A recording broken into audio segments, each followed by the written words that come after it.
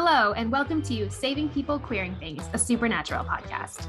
We were previously known as Driver Picks the Podcast, and the episode you're about to listen to was recorded under that name. Though our name has changed as of season 3, our show hasn't changed that much. Our structure and theme-based discussions are the same, and we're so glad you're here. Now, let's get on the road.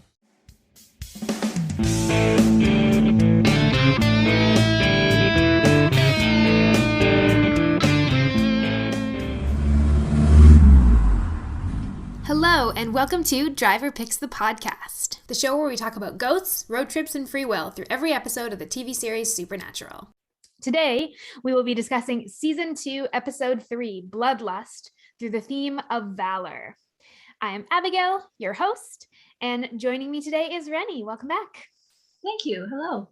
So it is now time for our series recap, The Road So Far. We are only 3 episodes into the season, but we have a lot to recap because there's a lot from season 1 that still has yet to be resolved. John Winchester is dead, having made a deal to save Dean from dying of his injuries from the car crash caused by a demon at the end of season 1. The yellow-eyed demon, who killed Mary and Jess, is still loose, and Sam and Dean are on their own. However, they are not without help. An old friend of John's, Ellen Harvell, along with her daughter Jo and another friend Ash, are also keeping their ear to the ground looking for the demon, with Ash putting his significant technological skill to an algorithm that will track events that could be related to the demon. However, for now though, both Sam and Dean are handling their grief in different ways while continuing on the hunt of whatever evil thing they come across next. That brings us to this episode and to our 30-second recap. Okay, 3, 2, 1, go. Okay, so Dean rebuilt the car. The boys are investigating mutilated cows and beheaded people in a town. They think it's Satanists at first, but it's vampires. They meet Sterling K. Brown, aka Crazy Turbo Hunter. He wants them to leave the case to him, but of course they don't, and immediately save him by Dean brutally killing a vampire with a power saw. Gross. Gordon and Dean have a heart-to-heart about why they hunt and their family losses. Ellen warns Sam not to work with Gordon, compares him to Hannibal Lecter. Sam gets kidnapped by the vampires who tell them they're vegetarian and unkidnap him. Sam and Dean argue about going after them, and Dean punches Sam and doesn't listen to him. Nice. I'm going to pick up like right where you left off. That's what we're going to do. 3, 2, 1, go. So to continue where Renny left off, Sam and Dean fight about the morality of killing monsters that maybe aren't killing other people.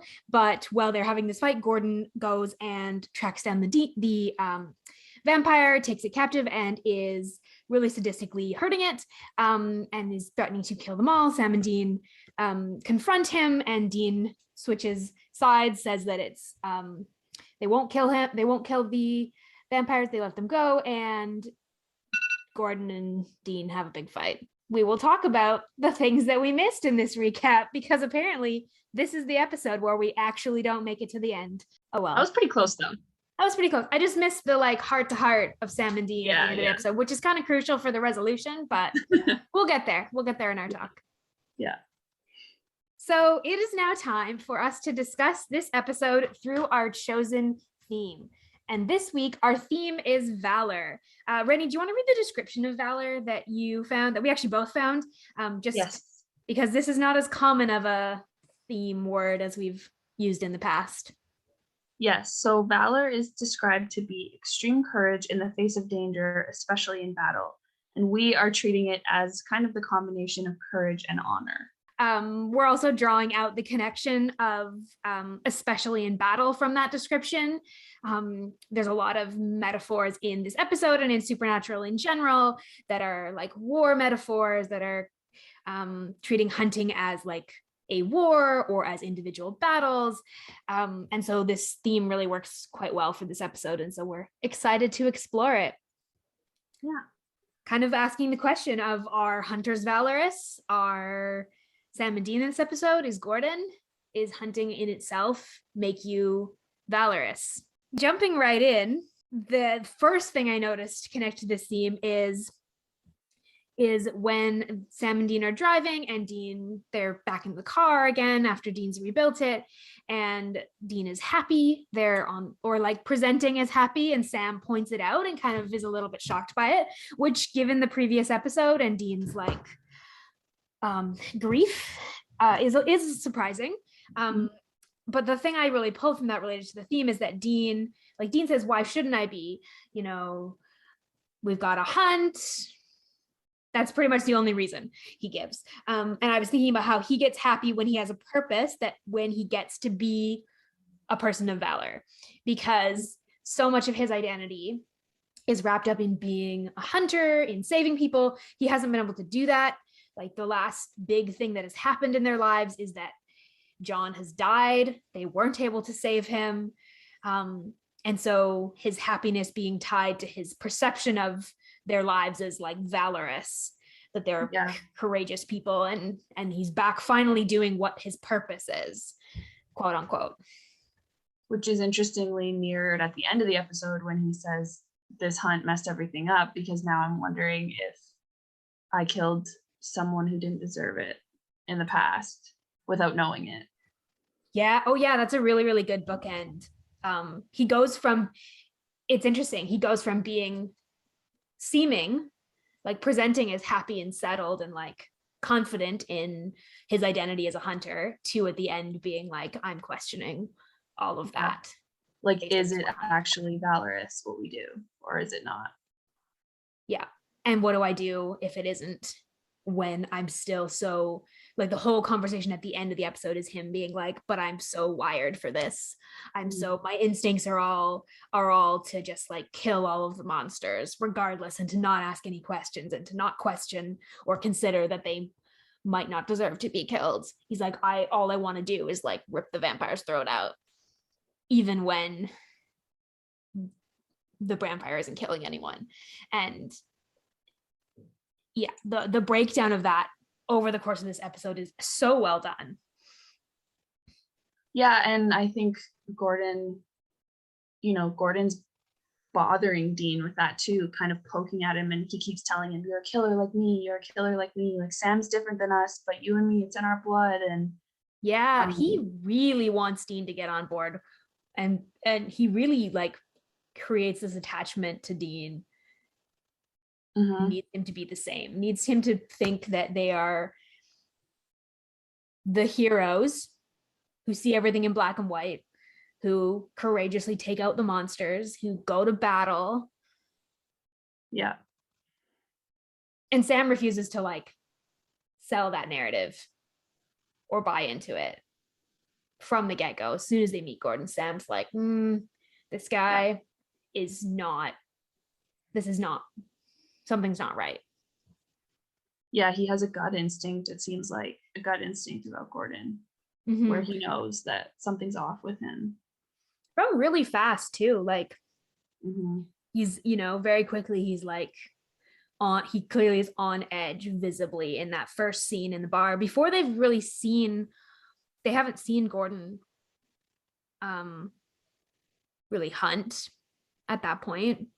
I thought it was interesting how in that scene, after the second scene in the bar with Gordon, after they kill the first vampire, Sam leaves because he's like, I don't want to bring you down, and he doesn't want to be part of the conversation. And then Dean gets to kind of proclaim his valor. He gets to like tell hunting stories, and I hate that it's Gordon that he's telling hunter stories to, but I don't think he gets very many opportunities to talk to other hunters or to talk to other people about his life. And he's telling these hunting stories, and he's telling the story of how he embraced the life when he was 16, and how he had to like reckon with, other kids are doing all these things at 16, and I've just like killed a monster and saved some people. It's again another really interesting tie into the conversation at the end, where he's questioning whether or not that actually made him a hero. Yeah. And in that same conversation, he's talking about his dad, and he's saying that, he took so many beatings throughout his life. He thought he was indestructible. He thought nothing can kill my dad, and then he died. And I was thinking, is that idea that Dean has of John valorous, like this guy who keeps going in battle, keeps fighting, keeps getting up, never gives up on his quest. never gives up, and continues going. And Dean kind of perceives that in John as being Valor, I think. That sense of courage and honor no matter what. Yeah. In, I guess, kind of integrity and like staying true to what you do. Devoting yourself to a cause. Yeah. And John did for 20 years. He devoted himself to the cause of finding Mary's killer. Yeah. And Dean sees that as, at the beginning of this episode, sees that as valorous. But then, Gordon's advice is to use grief to fuel hunting. He says, like, use the hole the person left in you as bloodlust. He says, the hole will get bigger and bigger, it gets darker and darker, and that's your fuel. Yeah, and, taking pride in being good at killing and all that stuff. And I saw parallels with John with that. Like, that's what he did, right? He used his grief as his fuel. And like, I don't know, look where it got him, like, yeah, he was neglectful as a father, and then he died. Yeah. And up until his death, he was not on good terms with his sons because he wouldn't actually open up to them. He wouldn't be honest with them. He wouldn't be vulnerable. He, like, the last conversation he has with Sam is a fight. And now that he's gone, we talked a little bit about this. I talked a little bit about this in the previous episode that we recorded, episode 2, and we talked about how Sam and Dean are kind of contrast in the way that they're renegotiating their relationship with John after his death, because Sam has gone from like this certain perception and the way of talking about John that's been very antagonistic through most of the first season, to now that John is gone, he's starting to like he's starting to say, Dad did his best. He's starting to say things like, the last thing I said to Dad was a fight, and I regret that, and I'm never going to be able to take that back. Whereas Dean, on the other hand, is, now that John's gone, able to like think of John as more than like a drill sergeant or like the hero of a father. And Dean's starting to kind of go, oh, my dad was human, and maybe he actually was pretty flawed, and maybe he actually made some bad decisions. Maybe like the fact that he didn't have any friends is not a good thing. Yeah. It's and really interestingly, the valor that Dean is talking about in John in this episode is the same thing that pushed Dean and Sam away from him. But Dean can't quite see that yet, I think, because he's trying to emanate that valor in his own life, like you're talking about. And he's trying to find a way forward that's simple. Yeah. That's not emotionally complicated, because if he doesn't, then the grief just is really, really overwhelming. And then they also have to reckon with, like, what do they do now? Do they become John? Continue the quest for the demon? And it's unclear at this point what exactly they're going to do. They're kind of on hold because they're waiting for a sign of the demon to continue hunting it. But they're also not waiting, and not like, they're still hunting. It's unclear as to like, haven't gone down that path of John, but the question is, will they? Yeah, totally. And I think, like, you mentioned something about John, about how he like never showed emotion and never was vulnerable. I noticed that with Dean in this episode, in that same conversation with Gordon, when he says, I can't talk about this with Sammy. Like talking about his grief and like losing his dad and how he's not doing well with it and stuff. And I think he sees that as valor too, like that, stay, quote unquote, stay strong, stay, what's the word? Stoic. Right. That idea of the stoic warrior. Yeah, exactly. Like the soldier who doesn't show pain and doesn't show loss and grief, even though that's exactly what Sam needs from him, is actually for them to like be able to grieve together. Well, exactly. And like the idea of Dean's perception of valor is courage that pushes away feeling, as opposed to courage that like says you have to feel wholeheartedly in order to be courageous. Because being courageous involves like looking at your fear and knowing that it scares you, and then doing what is right and what it and Dean's sort of forced to get there in this episode. But at the beginning, he definitely does not want to. He definitely would rather just not feel anything, not feel any of these complications, and pushes Sam away as a result, to the point of like literally physically hitting Sam, punching him, to try and like stop Sam from asking the questions that are getting under his skin. Yeah, exactly. There's also the line, just kind of because it's also in this scene, that Gordon says, where he says, "It's not a crime to need your job." Yeah. Which is just wild when you think of this show as a whole, about John's legacy and now the boys, of like, you know, Dean needs this job right now so that he can feel okay. But he's not okay. I think Sam does too. I think Sam needs it because he's kind of reeling from the loss of Jess, the loss of his dad, and the powers that he's so confused about. And he's kind of he's trying to find himself, I think. And he's looking in hunting because it's his family thing. Yeah. And like you said earlier, what he needs from Dean is for Dean to actually open up. And Sam has been asking for that. He was asking Dean for that in episode 2. When he was saying, you know, I know you're not okay, Dean. Like, I know you're covering it up. I know you're turning to hunting to cope, but like, we need to be able to grieve. And Dean is not able to do that. But Sam is able to emotionally express that. And Sam's like emotional maturity in this episode is, I really loved it. He follows his instincts and calls Ellen.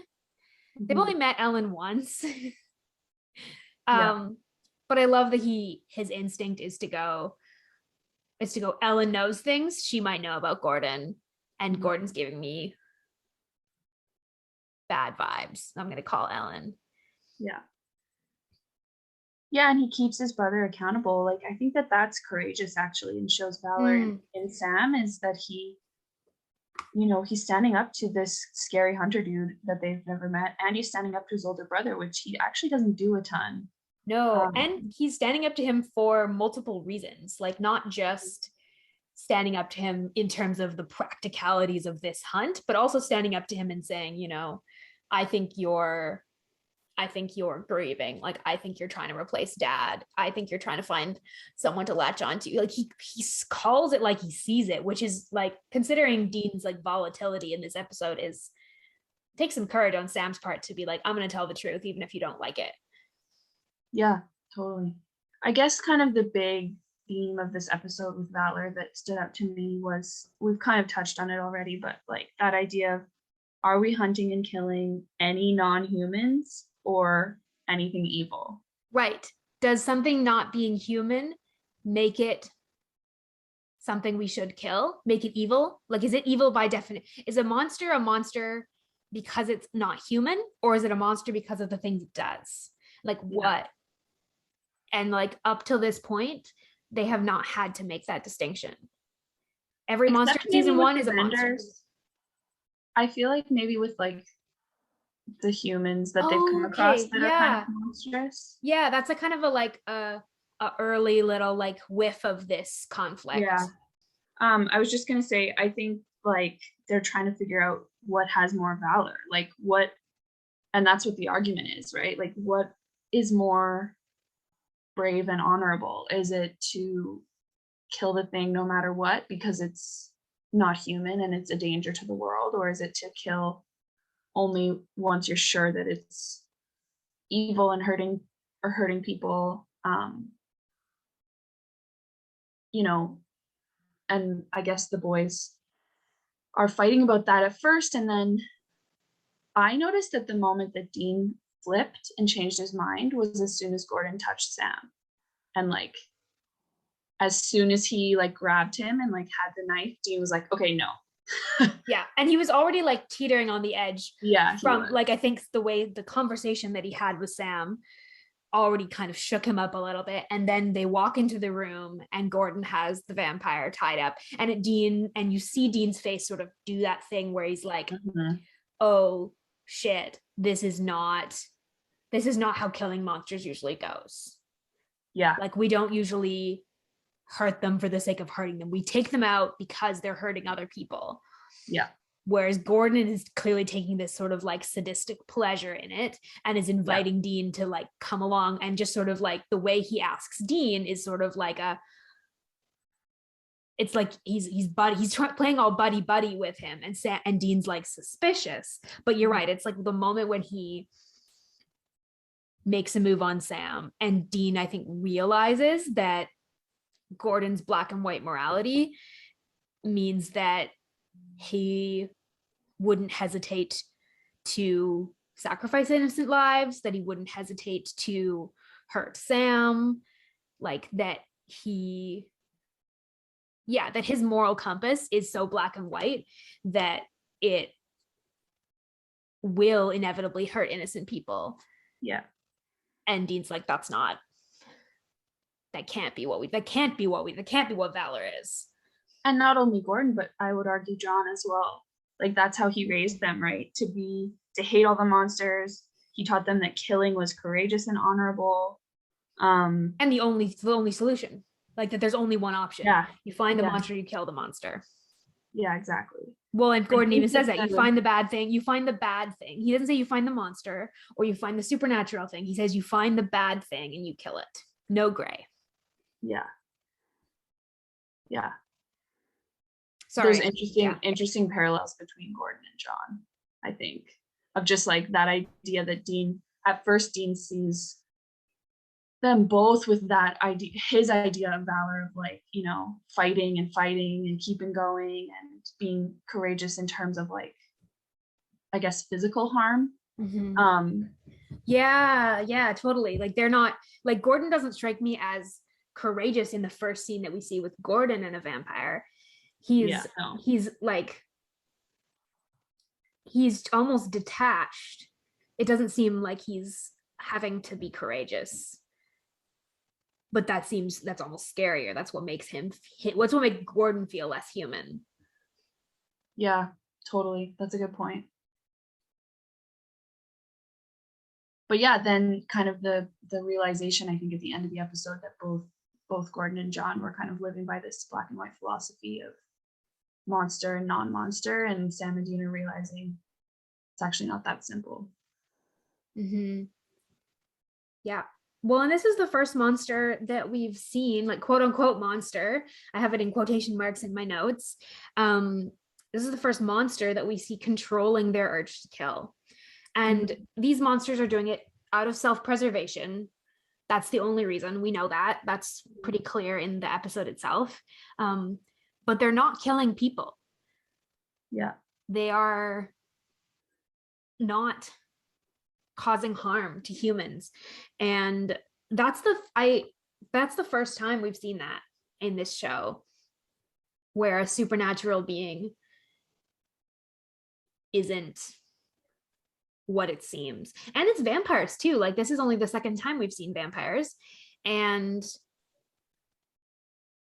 we're already seeing that vampires, we don't know about other monsters, but at least vampires have the ability to control their urges to kill.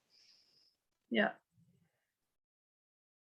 And, you know, the vampire says, you know, we have a right to live. We're not bothering anyone. Mm-hmm. Is what she says to Sam. And that, yeah, is really interesting. Which goes along with one thing I was noticing about Sam, is that Sam, from the very beginning, as soon as he is taken, like, is willing to be proved wrong about monsters. You know? Yeah, interesting. He is willing to listen to an alternate narrative and take it seriously. And maybe that shows courage. Yeah, I was just gonna say that. Maybe that shows more courage than you would think. Well, that's maybe the intersection of courage and honor. Like, that's where maybe valor sits, is that Sam, you know, is willing, and it's risky for him to do that because he knows he's going to be going against Dean. He knows he's going to be pushed up. He knows he's going to be going against Gordon. He knows he's going to have an uphill battle to advocate for the literal, like the supernatural things that they usually kill. But his conscience, the story he's hearing, and the fact that he believes them, like, means that he can't just like continue on the same way they've always thought about monsters. Yeah. Yep. Sam definitely wins the Valor medal in this episode. Yes. Yes. Yeah. It's no contest in this episode. Yeah. But Dean gets a nod for most improved. Yeah. Most improved player in this episode. Biggest character arc within a single episode. Yeah.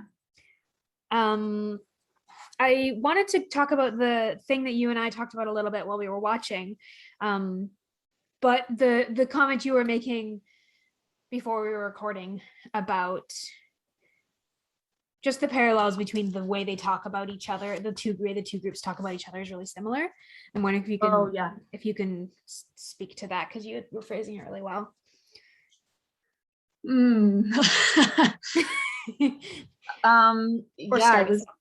I was noticing that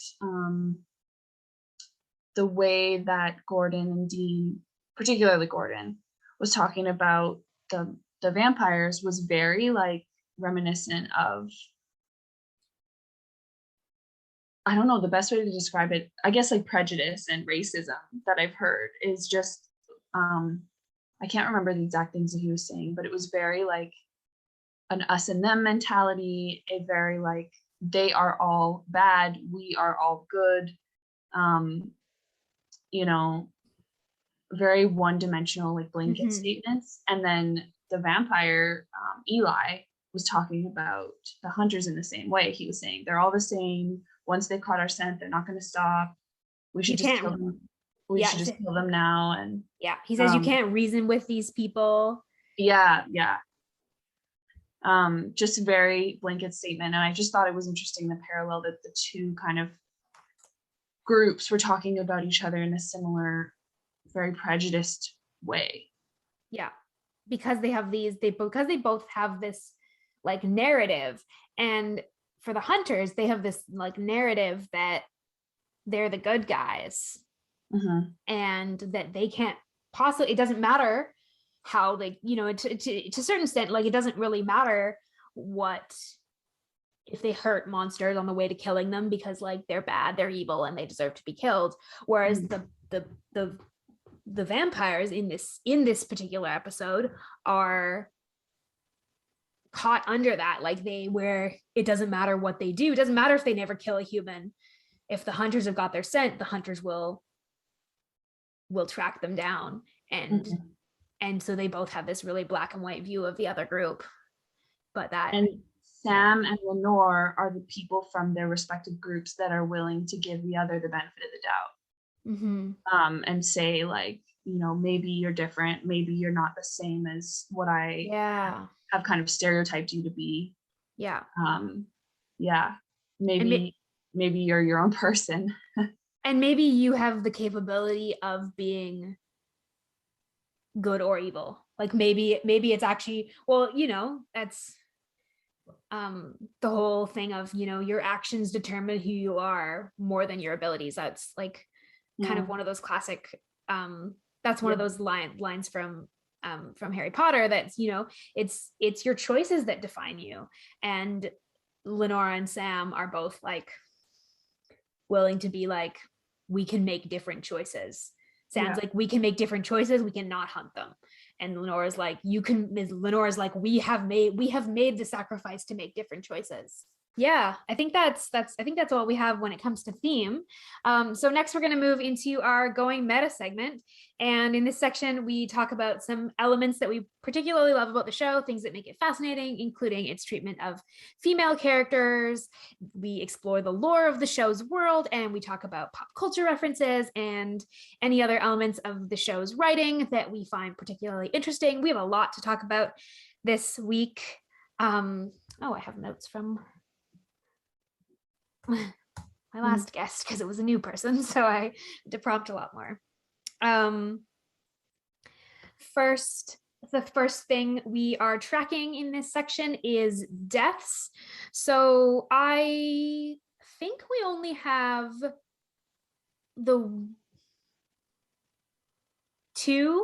I think we have 2 vampire deaths.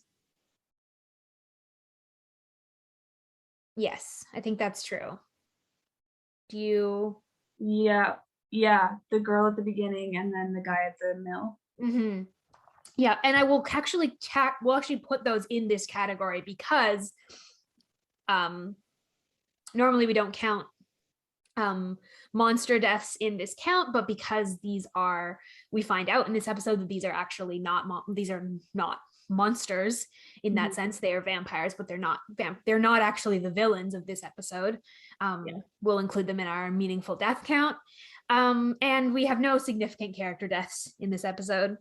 Nope. The Bechdel test fails miserably. Oh, again, it's just like there's barely women in this episode. One of them is Ellen, who's in it for 2 seconds, and the other one is Lenore, who's technically the quote unquote monster of the episode. Yeah. And she's an interesting character to me. I really like her. Like, I think they gave her like a little bit of layers. Yes, and she's played by a phenomenal actor. It's so fun to see her in this. It's also so weird to see her in this because we know her from other shows about the supernatural world, not the supernatural world as in this universe, but as in the shows about supernatural creatures. So that's kind of fun. That's part of why I love her in this episode. But yeah, she's super well characterized, and she gets to make her case and like really just talk as in a lot of ways like the vampires we met in the previous episode where we met vampires, Dead Man's Blood, at the end of season 1, were kind of very caricaturized. They were, and we talked about that, Alicia and I talked about that in that episode. And so it's nice to see vampires in this episode that are a lot more complex and feel a lot more like humans who happen to be vampires as opposed to stereotypes. Yeah. But yeah, she's the only really good female character in this episode that has meaningful lines and screen time. Next, we have our lore check. We have retractable vampire fangs for the first time. That's going to be recurring. Yep, definitely. And the beheading. Yeah, which we kind of got, I think, talked about a little bit, but we haven't. This episode like reinforces the vampire lore. Also reinforces that vampires, Lenore says, we're practically extinct. I think that's Lenore, not Eli, who says that. Yeah. The other thing I know too. Oh yes, yeah, we get another example of Dead Man's Blood and how it works. Yeah. And it works very similarly to the previous episode we saw it in. So the continuity is decent. With vampires, it actually gets a little more specific in this episode, which I appreciated. Yeah. The other thing I wanted to talk about with lore, I'm gonna get to Eli/Benny later. Okay. In a new section that I've added. But I wanted to talk briefly about how the Hunter world lore, because when Gordon meets the Winchesters, he has heard of them. He recognizes their names. He has that sort of like, oh, it's Sam and Dean Winchester, but it's because of John. It's not, but he's also clearly heard of them, and it's and he has details about them. He says like, John's good, but I've heard you guys are good too. You guys are good trackers, good in a fight. Like he has specific details about what they're good at, which is so weird. Yeah, and they are like, how do you know that? And he goes, hunters talk, which I found so, and it's the second really concrete evidence we have within the show. The first being Ellen and Joe and the Roadhouse, but this one now another piece of evidence that hunters have some sort of at least informal network of information and collaboration. Yeah. That the Winchesters, for whatever reason, have not chosen to be a part of. Well, that John has not chosen to be a part of. Yeah, because Dean and Sam don't know about it yet. Really. Yeah, it's true. That's not Although Sam shows a little bit of awareness of it, I think what Gordon says kind of tips them off, because then he calls Ellen to ask about Gordon. Like, he knows that she would know something about that because he met her, but also maybe because Gordon said that he talked to hunters. Yeah, that's really true. And Ellen is the most recent place that they've been and the most recent hunt that they've had. Or at least that we know of happens on screen. Yeah. Well, and Gordon even points out that fact that they didn't know everything. He says, I guess your dad didn't tell you everything. Yeah. Which is really interesting. Which he sure didn't. No, sure didn't. But I just think that's a really interesting way that we're building the lore of this show, and the discrepancy between the Winchester's experience and other hunters, and we're going to kind of see that continue to unfold this season, which is really cool. Next up is our locations. So this episode takes place within the story in Red Lodge, Montana. In terms of its filming locations, it's filmed in kind of a pub. It's filmed on a bridge in Delta. I think it may be a bridge that they've used before / will use again. I'm not sure if it's the same bridge that is used in the pilot. It looks very similar. It looks like it. Yeah. I think it might be. And it's also filmed in Langley in some fields. And we also get a shot of the Roadhouse again, which is the same location as in the previous episode. And that's kind of about it for filming locations. In terms of our next section, which is pop culture, anything you noticed, Renny? Just the Hannibal Lecter reference. I think that's the only reference, really. Yeah, Dean makes one other horror movie reference. I don't remember what it is. Oh, you know what he says that I thought was funny is he says so much effed up crap happens in Florida. Oh, yeah. Which was just funny. Yeah, I don't know if that's a pop culture reference, but it's sort of it is sort of a reference to like Florida being the butt of the joke in a lot of TV shows. Yep. Florida is also not a place they spend very much time in very many episodes at all. Mm-mm. Probably partly because it's really hard to make Vancouver look like Florida. Yeah. Almost impossible. It's hard to make Vancouver look like Montana, but here we are. This doesn't look like very much like Montana. No, it doesn't at all, which is just, continuity. And last up for this going meta segment, we have our gaydar section. So this is sexuality and gender. Anything related to that? I think we have one main note from this today. That's just about, there's not really a significant sexuality piece here. Really, we call this section gaydar, but we mean it way more broadly than that. It was just an excuse to have a way to talk about this in every episode. But in terms of the gender piece, Gordon's just very misogynistic and really unpleasant, and is like Renny, you pointed this out when we were watching, is that like huge red flags just based on the way he talks about women in like 2 brief offhand comments. Yeah, gross all around. Yeah. But we love Sterling K. Brown. Oh yes, phenomenal performance of a Incredible character that is terrible. It's so cool to me that there's so many actors on this show that they got early on before their careers blew up, and now their careers have blown up and they're like incredible. Yeah. And they were on early episodes of Supernatural. Yeah. It's so funny. Yeah. And, spoiler alert for this, but like, this is not going to be the last time we're going to see Gordon. He's going to be recurring, and he's going to have some role to play as we move forward. And it's great because he's so good in this role. And it's so different from a lot of the roles he plays later on. I guess the other kind of funny shout out that we could make in this section is Dean's flirting with his car at the beginning of the episode. Yeah, and Sam being like, you guys need to get a room, I'll leave. Yeah, and he's like, it's okay, baby, he just doesn't understand us. Dean's just so happy to be back in the car. Yeah. Yeah.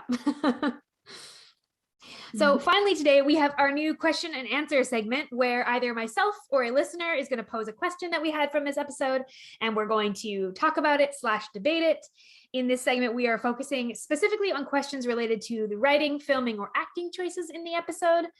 If you would like to submit a question for this segment for any episode in season 2, please send us a voicemail using the link in the episode description or tag us on TikTok or Twitter. So today, my question for you, Renny, is, and this is going to be big spoilers. So if you do not want big spoilers, you will want to skip this section. Thank you for listening today. We'll see you next week. If you're still here, today my question for you, Renny, is this. We see a character named Eli in this episode who is a vampire who presumably gets out of town at the same time with Lenore and survives, who is a vampire who is presumably also not eating humans, but seemed also quite conflicted in this episode. This character is played by an actor who will return many years later in season 8 as a vampire character that has a really interesting relationship with Dean and also a very complex relationship with Sam, who was actually killed, and Dean and him meet in purgatory. We're of course talking about Benny, if you didn't already figure that out, which if you're still here, you figured that out probably before we started talking about it. My question is, how can we imagine this storyline unfolding so that these can be the same character? Obviously they're called by different names, but that doesn't mean anything in Supernatural. No, it doesn't. Especially with supernatural creatures that have potentially been around and alive for a long time. A lot of times they've changed names over the years. Do you have any theories for how this can connect through the years? Well, I will just say that the second that he came on screen, I was like, Benny! Did the same. We love Benny. We love Benny. Benny is, We'll get into it in season 8. Yes. But there's a lot with Benny. Yeah. But I can you see any connections here? Yes. Yeah. So I think we get to know Benny's backstory, or at least part of it, which is he's really old. He's been around for a really long time, and he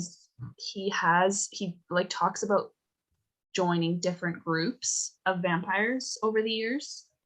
So I think it tracks that he would, come across this group of, I like to call them vegetarian vampires. I do love that you call them vegetarian. I had to not stop myself from laughing because you were making a serious point when you said it last, but yeah.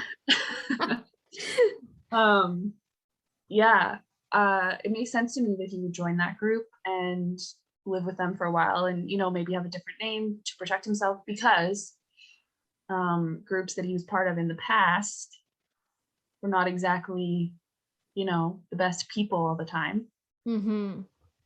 So it makes sense to me that it was part of his journeys along the way. I don't know, what do you think? Yeah, no, I totally agree. That was kind of the thought I was having as well. The other thought I was actually having was in relation to him and Dean meet in purgatory, right?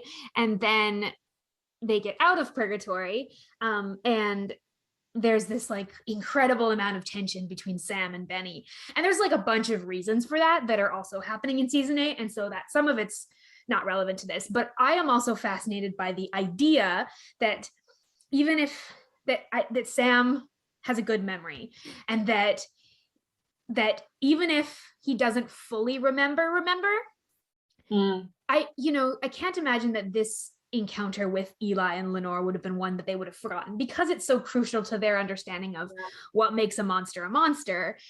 If Sam remembers Eli, that makes it way more complicated when they meet Benny. And the complicated things that are happening in season 8, the fact that Sam and Dean are in this place where they don't fully trust what the other person is doing, and they don't agree, and they're both being asked to kind of give up something for the hunt. And it just I think makes what's happening in season 8 with Benny, like in a lot of ways, just more interesting if this is the same person. I guess the issue with that is that Dean would remember him as well. Yeah. And no, because Dean doesn't meet him. He doesn't meet Eli. He doesn't meet him. He does at the bar. I just realized he does at the bar. He does. But he might have thought that he wouldn't remember a random bartender. He wouldn't remember a random bartender. And also he looks a lot younger.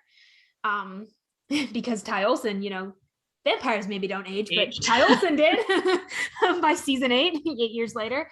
But yeah, Dean wouldn't have any reason to remember a random bartender. That's a great point. And they have a good, their little report. Again, maybe we should have said this in Gaydar, but we were not doing spoilers then. So, but they have a little bit of chemistry in their interaction at the bar.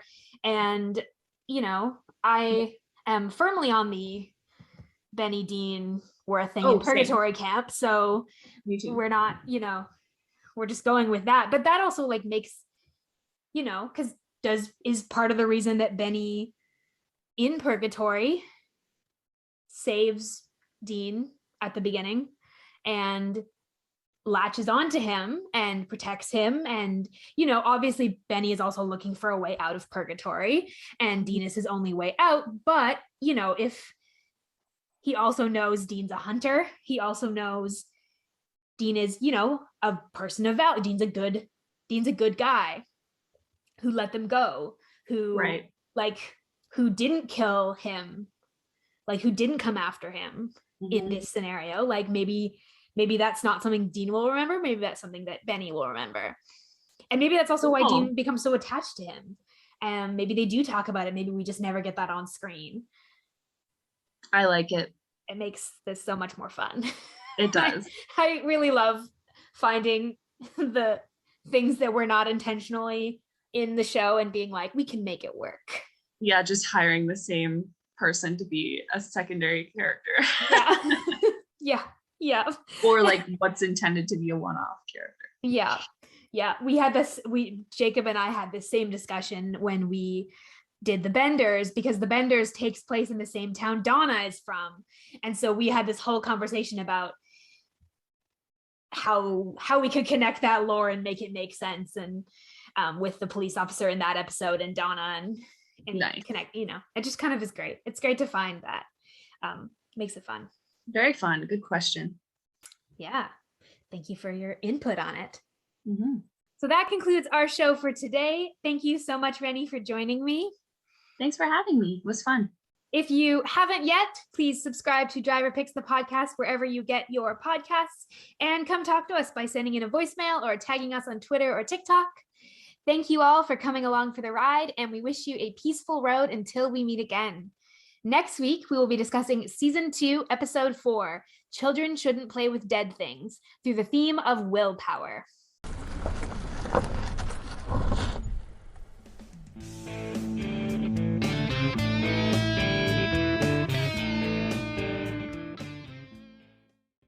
A note to our listeners.